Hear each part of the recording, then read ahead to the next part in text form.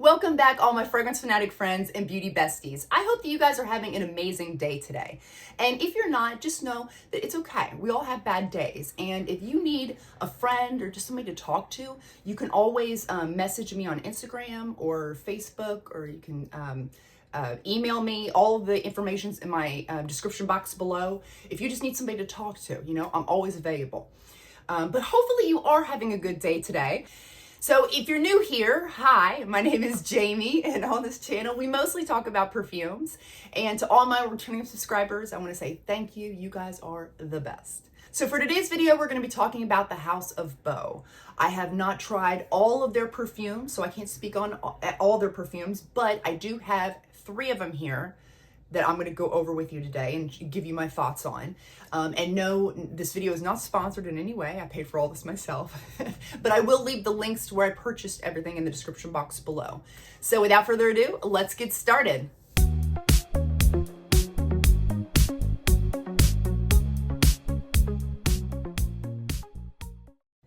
So for those of you who don't know, my birthday is in June, and it's gonna be a big one. I'm turning 40, and I'm so excited. I love when I become like a whole new decade, because it's like it opens up a whole new world of possibilities. It's so exciting to me. And I really want to celebrate in style. And I want to buy a very fancy, very expensive, luxurious bottle of perfume. And I want to have it like engraved and everything, like go all out with it. So I'm on the hunt for which one that is going to be. And so I've been getting samples here and there. I just bought some Creed samples not too long ago. They should be coming in. So I'll make a video about those. We can discover those together. But for today, we're gonna be talking about the House of Beau perfumes that I picked up. So let me show you what it looks like here. So it comes like this. This is their like travel size discovery set thing. You get 3 10 ml bottles of whichever perfumes you want to pick out, which I really appreciate. Girl on, are you listening? I feel like they are terrible. Like if you are asking somebody to shell out $300, $400, $500 for a perfume, then you need to have some discovery sets that I can choose which ones go in. Like Guerlain has some really expensive discovery sets. I think one was like $190 or something. I know they have some crazy, outrageous discovery sets that I would actually purchase. I wouldn't mind purchasing that, shelling out that amount of money for that if I got to pick out which ones went in the discovery set. I feel like that's only fair. If you're wanting me to shell out $400 or $500, then you got to meet me halfway, Guerlain. They're so close to going on my no-no list. Tom Ford's already there. Tom Ford's already on the no-no list because they're just way too big for their britches. Their perfume prices should be more around the range of the YSL, which is still higher end. It's higher end. They're nice, but they're not like $400, $500, $600 nice. No, I'm sorry, Tom Ford. No, I don't know who you think you are or how your head got so big. But yeah, so they're already on my no-no list. Guerlain, you're almost there. Because it's just so hard to get any samples from them or get any samples in general. I got to pick. There are like 4 or 5 different perfumes I want to try from them, but I have to get them from different websites because some of the websites are out of like the ones I can't get them all from just one website, and they're all going to cost me around $30 for little 2 ml samples. And it's absolutely ridiculous. Like they should have something on their website for people to be able to explore these expensive perfumes. And then maybe more people would be likely to buy them because of that, Anyway, okay, I need to get off my soapbox. House of Beau. So I got to pick which ones I wanted in here, which I really loved, and it was $100. And House of Beau perfumes, they're $300+ for a full bottle. So I feel like being able to choose 3 10 ml bottles for $100, I feel like was reasonable. I was okay with that. And I really did my research, well, as much as you can, for not like I hadn't tried any of these, so I didn't know.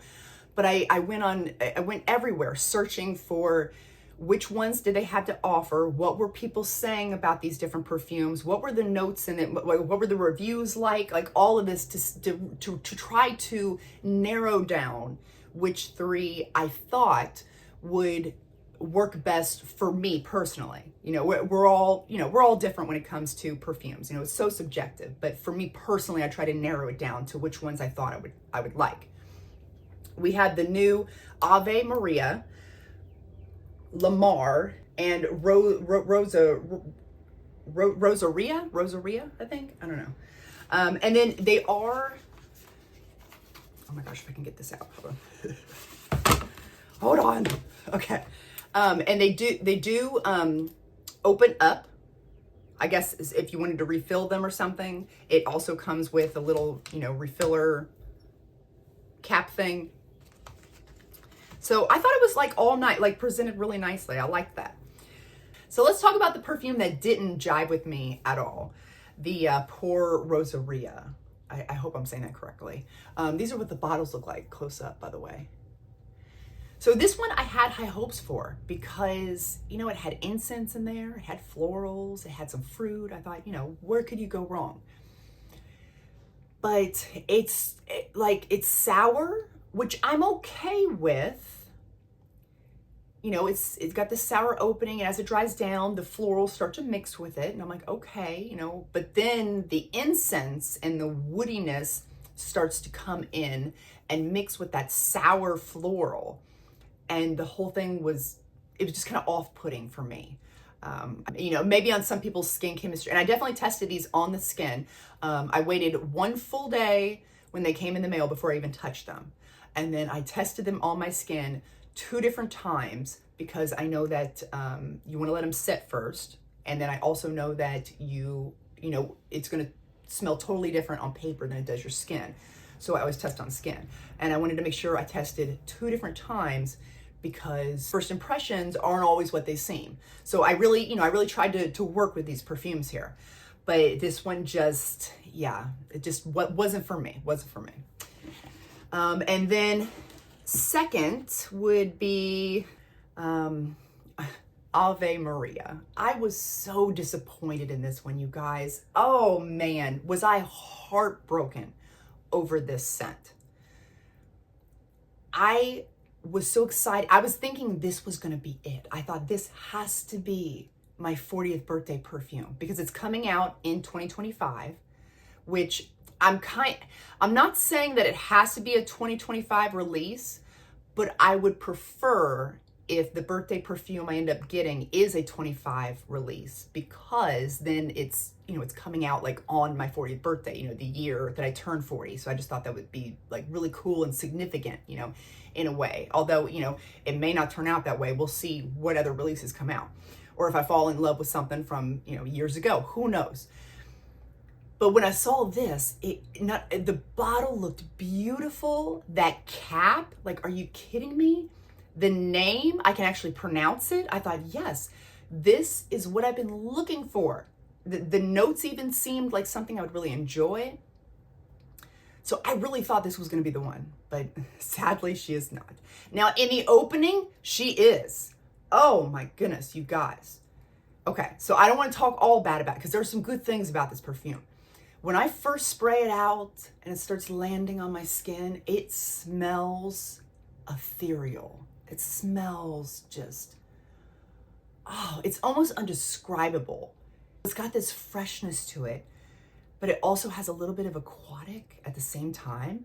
And as it starts to dry down, the florals in here are just dancing in my nose with the pear. The pear, oh my goodness, the pear in this they outdid themselves if you're a fan of pear. This is amazing. It's the sweetest, it's so ripe and sweet and juicy pear that I've ever smelled in another perfume. It's beautifully done. And I'm like, this perfume couldn't get any better. Yes. And then the wine comes in. And I'm like, okay, this is all right. This is all right. It's different. It's niche. It's different. It's fun. But the wine started to take over. It just kind of took over on me. So, okay, so imagine this, okay? When I was spraying this out, What I was picturing was being at some sort of fancy garden party, and everyone's in like white dresses, or I don't know, I'm just picturing white outfits. Like, I don't know if maybe it's a wedding or something fancy, but there's white outfits. There's, you know, a green landscape everywhere at this fancy garden party reception thing. The tables have the most beautiful white floral centerpieces with the most pretty little pears, you know, as decorations in the centerpieces. And you're just enjoying yourself. You are just having the time of your life. The sun is shining and you're having a great time. And then all of a sudden, some guy with a leather cologne comes up to you and spills his wine all over your dress and ruins the whole evening for you. That's what happened with this perfume. That's exactly what happened. It was just too much. I felt like somebody had spilt wine all over me, and it was just taking over all the other notes for me. So I mean, the opening and the mid of this perfume is perfection. It's like heaven. It is like heaven in a bottle. But just that dry down. And I thought, you know, I'll give it some time. I'll let it, you know, I didn't just wash these off, you know, I let them sit for several hours, you know, and just to see if something would change. And it didn't die down like that. I just felt like I had spilt wine on me all day long, and I just wasn't a fan of it. But I can see why people love this perfume. And you know what? And maybe it's just that my nose is, you know, my nose is still very much a novice. You know, I'm not used to all of these interesting, complex, you know, niche perfumes. So maybe my nose is not as advanced as other people. And so I'm sure there are some people out there that are going to love this perfume. But I'm just, you know, I was so devastated. I really tried hard to push my nose to say like, no, you are going to love this perfume. You have to, because this is our birthday scent. And my nose is just like, no, this isn't the one. This is not the one for you. So it was like I was trying to force it. You know, so it's just not meant to be. It's not meant to be. Sorry. So then we had La Mer. Now this one was also not a love for me, but it wasn't a dislike either. I just don't think it's worth what they're charging it. So I get a warm, spicy opening, and then this perfume is lightly salted. It's not like some of your other summer salty beach perfumes. This one is very subtle, lightly salted. And then there's some creamy florals and coconut. It has a little bit of an aromatic vibe in here. Very nice, very nice. And what I'm picturing with this one is a very wealthy, retired woman who has a beachfront property, like a really nice beachfront property somewhere up north. I'm not picturing like summer vacation, Florida, Hawaii, that type of beach vibe. That's not what this is to me. This is more, the ocean water is cold, you know, somewhere up north. And this is a very wealthy woman. She's an older, wealthy woman, and she's sitting out on her wraparound front porch, you know, overlooking the ocean. And it's kind of chilly out, so she has this expensive sweater that costs more than my car. And this is what she's wearing. Like, that's the vibe this gives off. So if you were thinking this was going to be some sort of fun beach day out with your kids in Florida, you know, with your bikini on, like that's just not the vibe I'm getting from this particular perfume. It's more mature, more, you know, up north type of beach perfume, if that makes sense. But it's really nice. But for what it is, I don't know. I have a lot of like salty beach perfumes that I prefer more. Vanilla Vibes by Juliet Has a Gun. That one is one of my favorite salty beach vacation summertime perfumes, and it's much cheaper. Like, If this was around $100, maybe maybe 150, I would entertain the idea of picking this up. But for what they're asking for it in the 300 plus range, I just, I don't think it's worth that, in my opinion. So House of Beau was a bust for me, unfortunately. Creed is up next. That's another really luxurious, expensive brand that I'm gonna test out some of their perfumes and see what I think. Maybe one of those will be the winner for my birthday perfume. We'll see. But this is just gonna be a trial and error, and we've got some time, we'll figure it out. But I'm looking for that perfume that, how there are some perfumes that as soon as you smell them, like you have this outer body experience. You feel like you can taste color and like the world is spinning and just like, that type of experience, like that's what I'm looking for in my birthday perfume. And I know she's out there. I just got to keep looking. Honestly, I'm really hoping, I'm still keeping out hope that maybe Dolce & Gabbana will come through for me, because they are turning 40 this year. Dolce & Gabbana and me share the same birthday. Well, the company, started, not literally the people, but the company started in 1985. So they're turning 40 this year. And I thought, how cool would it be if Dolce & Gabbana came out with some sort of 40th celebration perfume, and it also be something I like? That would be so cool. But who knows? We'll see what happens. So I would love to get your all's opinion on House of Beau. What do you guys think of them? Am I crazy? Are some of these your guys' favorites? Or are there other ones that are better? Or do you not like the house at all because you think they're too expensive?